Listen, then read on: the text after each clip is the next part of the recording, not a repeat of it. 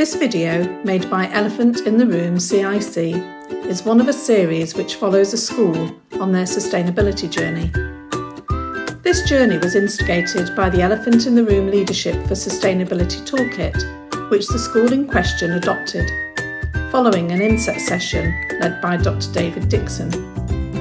The toolkit itself is based upon 10 doorways to sustainability, adapted from the model which appears in David's book, Leadership for Sustainability, Saving the Planet One School at a Time. The toolkit is designed to be adaptable for the circumstances of individual schools and ties in with school improvement generally. We believe that the toolkit offers schools a way of meeting their challenges, not in a fearful way, but in a way which inspires all stakeholders to reach for a better future through embedding sustainable practices in the overlapping areas of curriculum, campus, and community.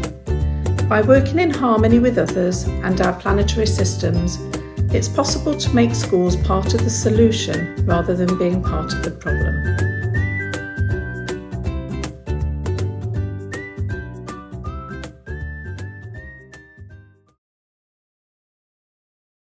We decided to start with the theme of waste because it's something that we'd noticed was an area that could be improved upon.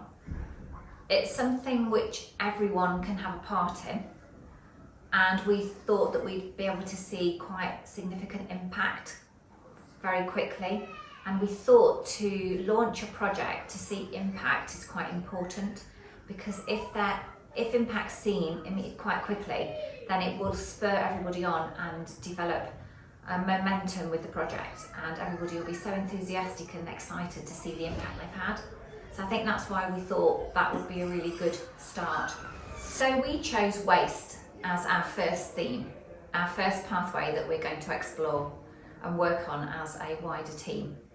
Waste is something that we've been very conscious of over the last few years, particularly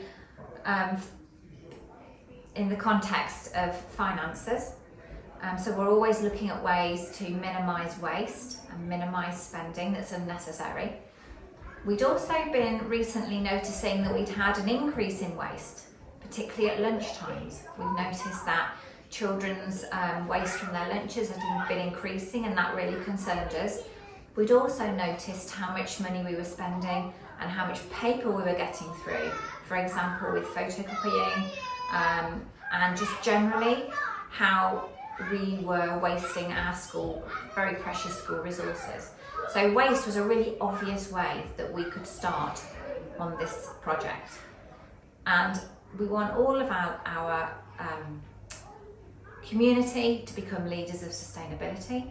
So to give everybody that responsibility and that mission and those targets to reduce waste just seemed like a really, really impactful way to start the project. And actually it was really quite an easy way to start the project, because the ways that you can reduce waste are really quite simple. So it was just a really good inroad on the project, and it has had the most enormous impact, which has really spurred all of us on now to the next pathways of the project. So our hopes for the achievements of this project are, number one, to create leaders of sustainability. That's the biggest aim. We want everybody that's part of our setting, everyone that's part of our organisation, to have a greater understanding of sustainability and to be a leader themselves of sustainability. So that's the biggest aim that we're hoping to achieve. We are also wanting to make sure that our school, our organisation, is sustainable into the future. And because of that, we want to make sure that our organisation is contributing positively to sustainability, not just at a local level, but also at a global level.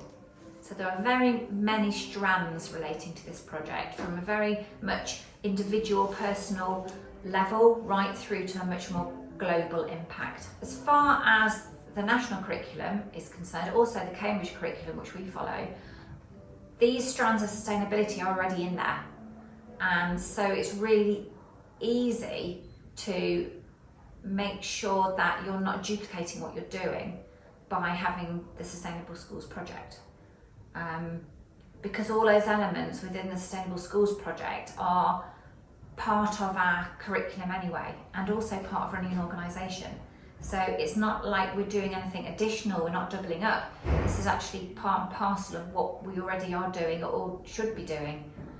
The strands are, when you look in the curriculum, in elements of the science curriculum and in elements of the humanities curriculum, those strands are woven in there. And so it's not something that's an add-on, it should be something that's actually, is the part of the foundation of the curriculum you're providing for the children. So to me, it's not an add-on. The reason why it's important the whole school is part of a project is because there will be impact if everybody works together and everyone's aligned. It develops a new narrative within the school, it develops a language, it develops a shared mission, a shared vision, and also obviously you're so much stronger in a team than you are individually. It's really important that everybody has the same enthusiasm, the same understanding of the outcomes, and that makes it a really powerful project if everyone's involved. Like it would be with any project, there'll be a far better outcome and a more sustained outcome, because what you're looking at doing is changing behaviours ultimately. And so if you've got that shared ethos, then that is going to be the right pathway to ultimately change behaviours.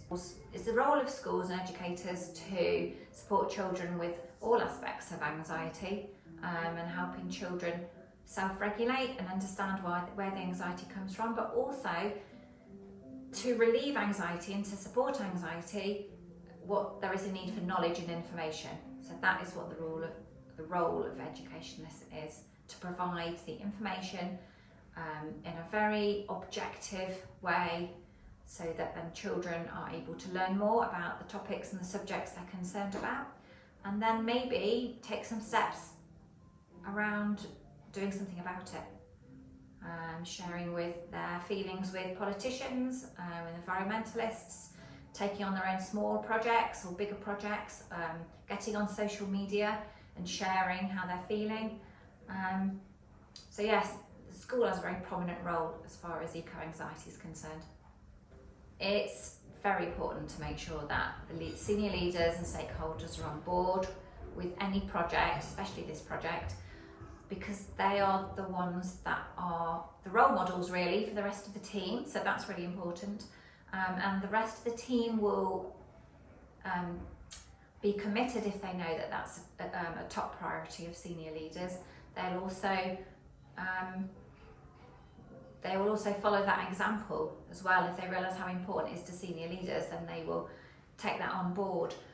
They need to be driving a project forward. Without that commitment and without that being part of the much bigger picture with regard to finance, with regard to key strategic decisions, then a project wouldn't have longevity. So it is really important that senior leaders are involved and are actually leading by example in the project. That's absolutely critical.